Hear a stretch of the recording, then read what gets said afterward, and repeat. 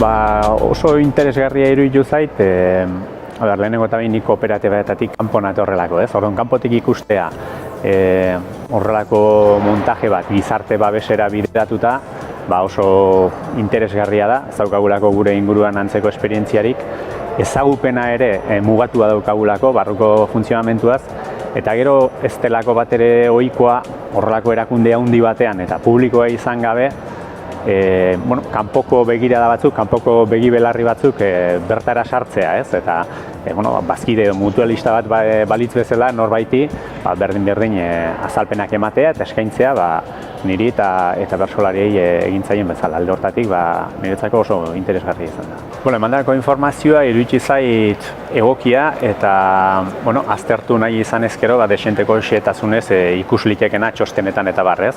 Zaila da asmatzen neurrian, hau da, egongo da jendea teknikoki interesa duelako xehetasun guztietara sartu nahi duena, baina zaila da jakiten horrelako audientzia baten aurrean neurri egokia zein den benetan eta zenbaterainoko azalpenak nahi dituen benetan jendeak, ez, idatziz jasoko dituenaz gain. Hor pentsatzen dute, gizartea eta gizarte babesaz ari garelarik, gizarteak adierazten du pixkat, bertako gertaerak orokorrean guztiok gertatzen zaizkigunak, finantza merkatuak, euroak, dolarrak, interestasak, jaitsierak, guztioi eragiten digute, baina kanpotik etorrika deigarriagoa da babesaren atal hori, ez? Eta zehatzago enpleguaren alorrean helburu bezala finkatzea, jende guztia birkokatzea, jende guztiari irtenbide duin bat ematea. Gizarte helburu bat izan beharko litzakena eta gizarte bezala normalean lortzen ez duguna gainera, baina ekosistemaren zati txiki honetan argi eta garbi helburu gisa markatu dena.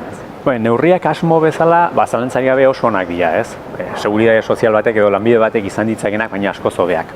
Zaila da baloratzen zenbaki huts batzuen atzean benetan zer realitate dauden, eta hori noski kasuan ikusi beharko da, baina oro har iruditzen zait helburu orokor bezala, ez? Esatea, jende guztiari eman nahi diogu aterabide bat, kopuruz ere aterabide zailena dutenak dagoeneko asko jaitsi direnez, eta behin betiko konponbidea izan gabe ere, behin-behineko arazo horiei aurre egitea ere baloratzen da, ez? Esan nahi dut, kooperatibei erraztasunak ematen zaizkie egiten nahi diren esfortzu hori denboran luzatzeko, eta hori garrantzitsua da, azken finean, guztion elkarlanean oinarritzen denez, elkarlana ez delako mugagabea eta ez delako noskide balde, ez? Esfortzu batzuk eskatzen ditu alde guztietatik, eta iruditzen zait, zenbakitan, xehetasunetara sartu gabe, oso itxura ona duela kontuak. Ez dut ezagutzen, teorian hori gizarte osoari seguridade sozialak edo lanbide batek eman beharko lioken zerbitzua da, eta ikusten dena da, sektore publikoak baino erantzun hobeagoa eta gertuagokoa ematen diola lagunarok bere mutualitate taldeari. Ez ikusi beharko da, esate baterako gutxi entzun da gaur, baina zaila zelako baita ere 2 ordutan xehetasunetan sartzea, formazioari ze garrantzi ematen zaion. Teorian gizarte mailan hor dago gakoa aurrera begira, eta pentsatzen dut lagunaroren kasuan ere horregon litekeela aurrera biderako bat. Daukan abantaila da, kooperatiben laguntzarekin, etxe barruan emandako formazio hori behin-behineko egonaldi horiek ere oso baliotsuak direla. Ez da, azken finean eginez eta lanean ikasten delako askotan beste zertan baino gehiago.